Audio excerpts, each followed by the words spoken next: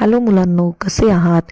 आज आपल्याला बघायचं आहे सिंपल इंटरेस्ट आणि कंपाऊंड इंटरेस्ट, आणि तेही खूप इझी एक्झाम्पल सोबत. Simple interest means interest is calculated only on the principal amount. It remains the same every year. म्हणजेच काय, सिंपल इंटरेस्ट म्हणजे फक्त मूळ रकमेवर मिळणारे व्याज. दरवर्षी ते तेवढेच व्याज मिळते. चला तर मग आता बघूया आपण फॉर्म्युला. एस आय म्हणजे शॉर्ट फॉर्म आहे simple interest. SI equals to P into R into T upon 100. P stands for principal amount, R stands for rate and T stands for duration म्हणजेच year divided by 100. चला तर मग आता आपण example बघूया simple इंटरेस्टचे. Ram borrows 10,000 rupees from a bank at an annual interest of 5% for a 3 years. मग आता आपण बघूया, आपल्याला सिंपल इंटरेस्टचा फॉर्म्युला माहिती आहे. SI equals to P into R into T upon 100. इथे प्रिन्सिपल अमाऊंट आहे 10,000, रेट ऑफ इंटरेस्ट आहे 5 आणि ड्युरेशन म्हणजेच टाईम आहे 3 years अपॉन 100. हे सगळे कॅल्क्युलेशन केल्यानंतर आपल्याला आन्सर मिळतंय.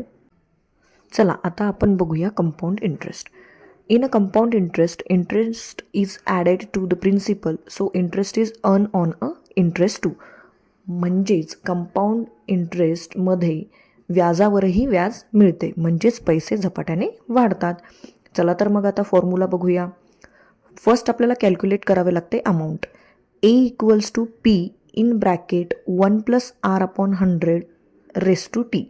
P म्हणजे तुम्हाला माहितीच आहे प्रिन्सिपल अमाऊंट, आणि R म्हणजे ही माहिती आहे रेट ऑफ इंटरेस्ट, आणि T मीन्स ड्युरेशन, किती इयर्ससाठी. चला तर मुलांनो, आता आपण बघूया example on a compound interest. So बघा, या टेबलमध्ये प्रिन्सिपल अमाऊंट दिली आहे 2,000, रेट ऑफ इंटरेस्ट दिला आहे 5 आणि ड्युरेशन दिलेलं आहे 2. अमाऊंटचा आपल्याकडे फॉर्म्युला आहे P in bracket 1 + R upon 100 raise to N. N म्हणजेच ड्युरेशन किंवा टाईम. सो जर आपण व्हॅल्यू त्यामध्ये सबस्टिट्यूट केली तर ते येतं 2,000 in bracket 1 + 5 upon 100 bracket raise to 2. त्या ब्रॅकेटला जर आपण सॉल्व्ह केलं तर 1च्या डिवायडेशनला काहीच नाही, मीन्स 1 आहे. LCM जर घेतला तर तो 100 येतो, आणि न्यूमरेटरला आपल्याला क्रॉस मल्टिप्लिकेशन घ्यायचे आहे. तर नेक्स्ट स्टेप आपल्याला मिळते. त्यानंतर आपण कॅल्क्युलेट जर केलं तर 2,000 into 105 upon 100 bracket raise to 2. आता ब्रॅकेट रेस टू 2 म्हणजे ते आपल्याला 2 टाइम्स घ्यायचे आहे.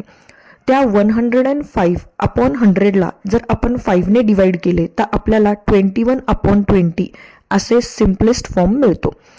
नंतरची स्टेप आहे 2,000 इंटू, आता ते 21 अपॉन 20 हे 2 टाइम्स घ्यावे लागतात, म्हणून आपण ते 2 टाइम्स घेतलेले आहेत. 1 0 कॅन्सल, सेकंड 20चा सुद्धा 1 आणि 1 कॅन्सल. 2ने जर आपण डिवाइड केले 20ला तर ते 10 येतं, आणि नेक्स्ट 2ने जर आपण ते 10ला डिवाइड केलं तर 5 येतो. म्हणजेच आपल्याला 5 इंटू 21 इंटू 21 म्हणजेच फायनल अमाऊंटचं आन्सर मिळतं 2,205. आता आपल्याकडे कंपाऊंड इंटरेस्टचा फॉर्म्युला आहे amount minus principal amount. So amount आपली आलेली आहे 2,205 मायनस प्रिन्सिपल अमाऊंट आहे 2,000. So compound interest equals to 205. जर व्हिडिओ आवडला असेल तर लाईक करा, शेअर करा अँड सबस्क्राईब करा. थँक्यू.